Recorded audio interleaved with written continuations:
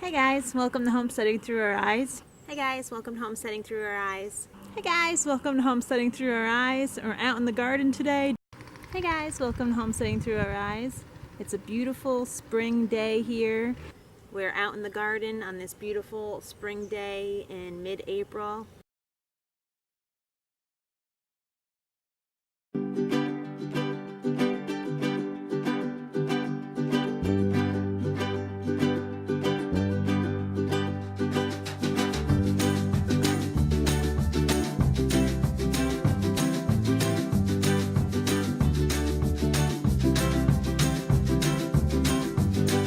It's well before a month of our last frost date, and I had started peas inside and then transplanted them out.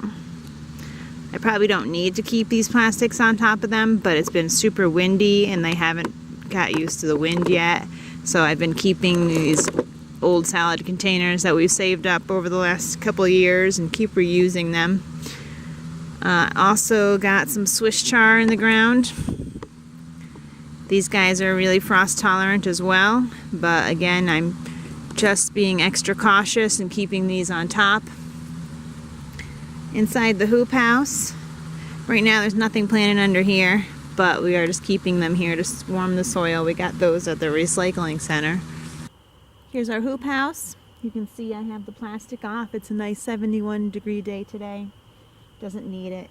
It gets extremely hot in here if you don't take it off, so we always have to make sure to come out and protect them, whether it be hot or cold. So then I have the chicken wire on top to protect it from the deer and the bunnies because we haven't finished our fence yet. So in here we have Swiss char, we have kale, lettuce, and then I did kale, lettuce, kale, lettuce, kale, lettuce, kale, lettuce. And this way I'll pull out the lettuce when it's ready and give the kale more room when it's getting big. I also did a ton of turnips by seed. This is something we just started eating the last couple months, and we really enjoy it raw in our salads and veggie sandwiches. Across the back, just popping up, are the beets, and I did a row of carrots, which didn't come up yet. Our time and devoted to digging holes and getting the limbs cut to correct lengths, putting the limbs in, backfilling, getting new chicken wire, new fence, unstapling, because we went through and made the mistake of stapling with a staple gun into the posts originally. I wouldn't advise that again. Turned into a huge mess. So this time I'm just taking the regular double-ended nail little fence post clips. So these here, they work great. You only need a couple and you can pull them right out when need be. We're always trying to improve the garden. This area last year was definitely not utilized correctly. This area right here was a large walkway that we really didn't need. And this area we never got around to amending, so I just dug a couple holes and threw some tomato plants in last year, and you could tell they did not do well. Underneath here is our lovage plant. I put that on top so we wouldn't forget it was there. I also added this large bed here that again was used as a walkway, and I'm just going to be tilling it and putting our amendments in, our compost or azomite rock dust, our rabbit manure, and some ash, wood ash.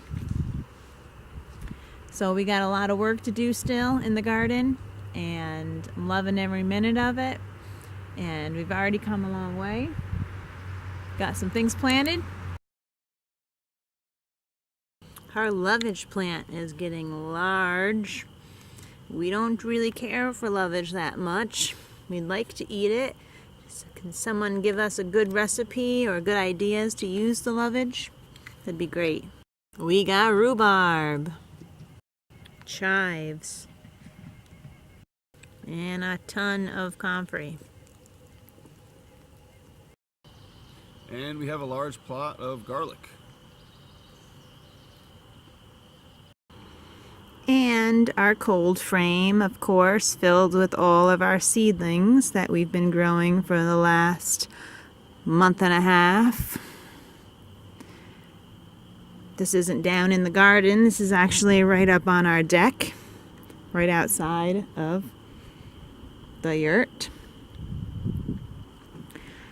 Because we do take them in on cold nights. It's been working out great. We bring them out first thing in the morning and bring them back in the evening time when it starts to get cold. We keep a thermometer in here to keep track of the temperature.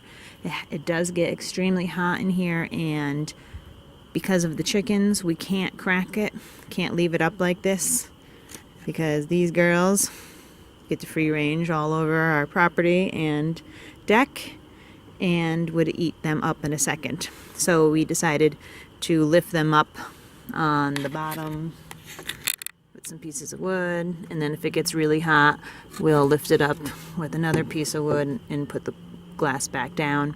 If you don't have to worry about chickens, then leaving it up like this during the day is great. So we have a bunch of different seedlings, in all different stages going. Our heirloom tomatoes, a ton of curly kale. We love curly kale. Our customers at the farm stand love the curly kale. Just started some cucumbers a week or two ago. I didn't want to start them too early. I know they get gigantic. We have a bunch of different peppers, onions. I even did some flowers. We have sunflowers here, and marigolds, basil. And we grow these the best. Sometimes they're deep and they don't come up very easily, but it seems like we get a ton of them every year.